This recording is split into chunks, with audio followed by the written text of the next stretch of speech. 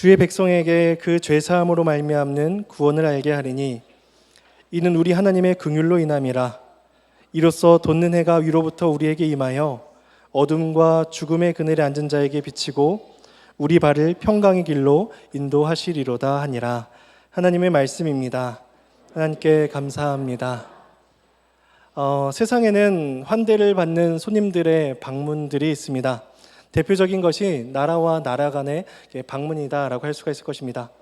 대개 국빈의 방문은 각 나라의 필요에 따라서 이루어지는 것이기 때문에 그 방문하는 사절단을 결코 소홀히 여길 수가 없습니다. 그게 대통령이든 한 나라의 장관이든 사절단으로 한 나라를 방문할 때에는 굉장한 환대와 환영을 또한 융숭한 대우를 받곤 합니다. 이외에도 반가운 사람들을 맞이하는 우리들의 기쁨은 우리 주변에서 얼마든지 찾아볼 수가 있죠. 근데 오늘 본문에서는 가장 복되고 또 가장 기쁘며 또 우리가 가장 환영해야 될 만한 찾아오심, 방문에 대해서 말씀을 하고 있습니다. 오늘 본문에서 나타나시는 그 찾아오심은 바로 예수 그리스도의 찾아오심입니다. 우리 오늘 본문을 통해서 예수님께서 우리를 찾아오신 그 이유와 의미를 잠시 살펴보기를 원합니다. 오늘 말씀은 세례 요한의 아버지인 사가랴가 한 예언의 한 부분입니다. 그래서 1장 68절부터 보시면 이스라엘의 임할 복을 말씀하고 있는데 이 복을 전하는 자로서 세례 요한의 사역에 대해서 말씀을 하고 있습니다. 그래서 76절, 오늘 본문 바로 앞에 보면 76절에 이 아이는 세례 요한을 가리킵니다. 그래서 세례 요한이 주 앞에 앞서가서 그 길을 준비하게 되는데 그 준비의 내용이 무엇인가, 무엇을 준비하는가, 그것이 오늘 본문인 77절에서 79절의 내용을 통해서 나타나게 됩니다. 먼저 77절 말씀을 보면은 주의 백성에게 그 죄사함으로 말미암는 구원을 알게 하리니 라고 세례 요한의 사역에 대해서 설명을 합니다. 그러니까 요한은 죄사함을 주는 사람이 아니라 죄사함으로 말미암는 구원을 소개하는 사람이다 라고 먼저 알게 하십니다. 어떻게 하면 죄로부터 노임을 받을 수 있을까 하는 구원의 지식, 그 구원의 내용을 전달하는 사람이 바로 세례 요한이었습니다. 그러니 세례 요한의 사역을 받아들이는 사람들은 자연스럽게 구원이 어떻게 주어지는가를 받아들이는 사람들이다라고 할 수가 있는 것이죠. 그렇다면 이 죄사함이, 세례 요한이 전하는 그 죄사함이 무엇이며 죄사함이 우리에게 어떻게 주어지는가, 우리는 78절과 79절에서 죄사함과 관련된 교훈을 살펴볼 수가 있습니다. 오늘 본문을 네 가지로 간단하게 살펴보도록 하겠습니다. 먼저 78절 말씀을 제가 봉독하겠습니다. 이는 우리 하나님의 긍휼로 인함이라. 이로써 돋는 해가 위로부터 우리에게 임하여. 첫 번째로 말씀하는 것은 죄사함의 근거가 무엇인지를 가르쳐 주십니다. 죄사함의 근거는 바로 하나님의 긍휼입니다.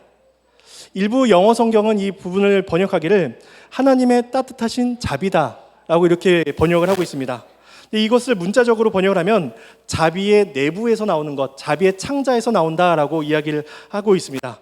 그러니까 이 죄사함의 근거, 하나님의 긍휼이라는 건 무엇이냐면 하나님의 존재의 가장 깊은 곳에서 흘러나오는 하나님의 성품이다라고 설명을 하고 있는 것입니다. 그것이 하나님의 긍휼의 은혜라는 것이죠. 그러니까 요한이 가르치는 구원, 요한이 전하는 소개하는 그 구원에는 그 구원에 선행적으로 요구되는 것이 전혀 존재하지 않습니다.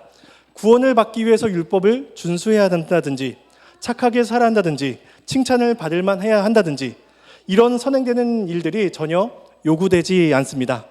그러니까 죄사함의 근거, 죄사함의 은혜, 죄사함의 이유는 무엇이냐면 오직 하나님의 긍휼, 하나님의 따뜻하신 자비다라고 성경은 이야기하고 있는 것입니다.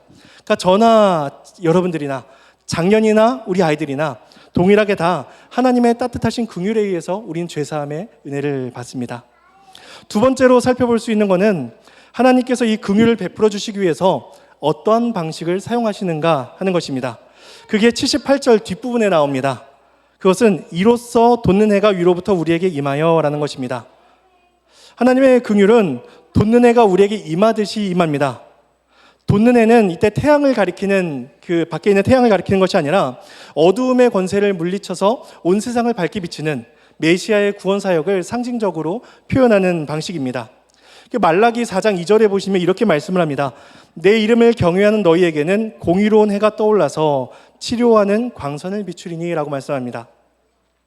그러니까 말라기에서는 공의로운 해, 치료하는 광선이라고 표현을 하고 있고 오늘 본문에서는 돋는 해다라고 이야기함으로써 그리스도의 사역을 설명하고 있는 것이죠.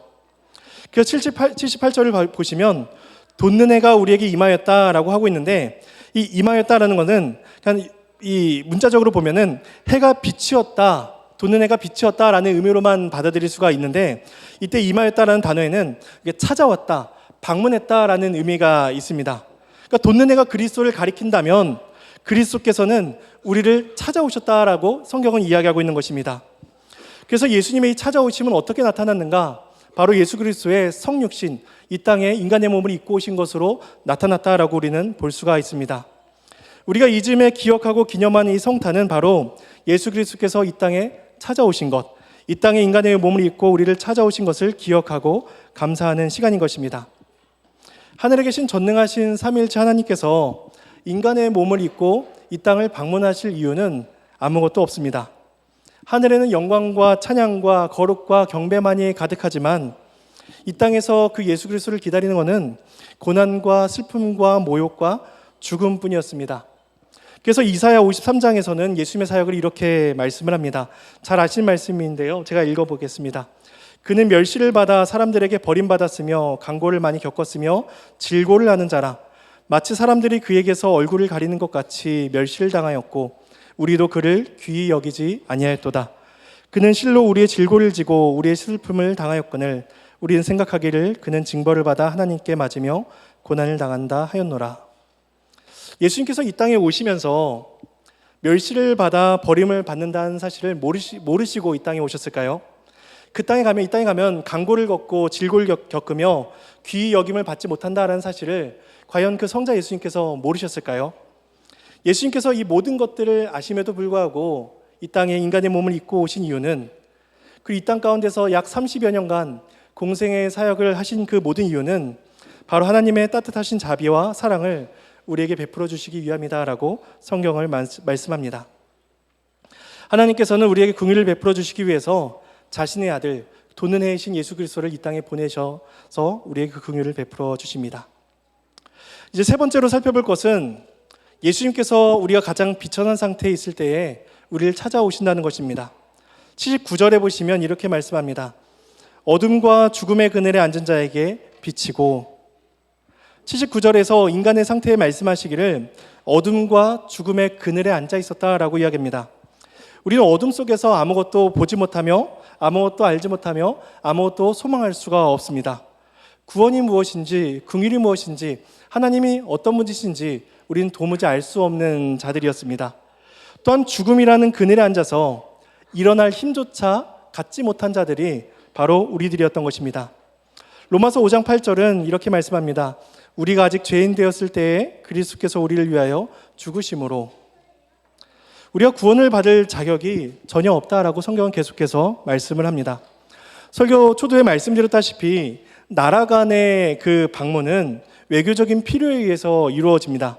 양 나라 간에 도움이 될 만한 일이 있으니까 사절단을 보내는 것이고 그 사절단을 환영하는 것이죠. 그런데 예수님께서 이 땅에 오실 때, 돋는 해가 이 땅 가운데 비치실 때에는 우리들의 상태는 그 예수 그리스도를 환영하고 맞이할 만한 상태가 결코 아니었습니다. 우리는 어두움 가운데 있었고 죽음의 그늘 가운데 앉아 있어서 도무지 그 해를 향해서 일어날 상태가 없는 자들이었습니다. 그러니까 주님이 이 땅에 찾아오실 이유가 결코 없었다라고 성경은 말씀하고 있는 것이죠. 하나님의 긍휼이 아니고서는 이루어질 수 없는 그 크신 은혜가 지금 우리 가운데 베풀어진 것입니다. 이제 본문이 가르쳐주는 마지막 네 번째 교훈은 그러한 그리스도의 사역이 주는 결과가 무엇인가, 구원의 결과에 대해서 말씀을 줍니다. 79절 중간 부분입니다. 우리의 발을 평강의 길로 인도하시리로다 하니라. 조금 전까지만 해도 어둠과 죽음, 절망 속에 앉아있던 자들이 이제는 바뀌게 되었습니다. 두 발로 걸어가게 된 것이죠. 두 발로 평강의 길로 걸어가게 됩니다. 슬픔이 기쁨으로 바뀌었으며 절망이 평강으로 바뀌어 걸어갈 수 있는 은혜가 있게 된 것입니다. 우리가 오늘 모여서 주의 말씀을 찬송하고 하나님을 찬양하는 모든 모습들은 이 평강의 길을 걸어가는 성도들의 모습을 보여줄 것입니다. 하나님의 말씀을 암송해가는 모습 속에서, 하나님을 찬양하는 그 모습 속에서 그 복되신 삼위일체 하나님께서 주신 구원의 은혜가 우리를 어떠한 평강으로 인도하고 있는지 우리 어떠한 삶으로 인도하는지를 우리는 그 모습 속에서 발견하게 될 것입니다. 그리하여 자격이 없는 자들이 구원받은 은혜와 감사와 감격을 우리는 노래하며 그 크신 영광을 높이게 될 것입니다. 이 시간 삼위일체 하나님의 따뜻하신 그 자비와 긍휼을 감사하며 찬양하는 복된 시간이 될 수 있기를 간절히 소망합니다. 제가 잠시 기도하겠습니다.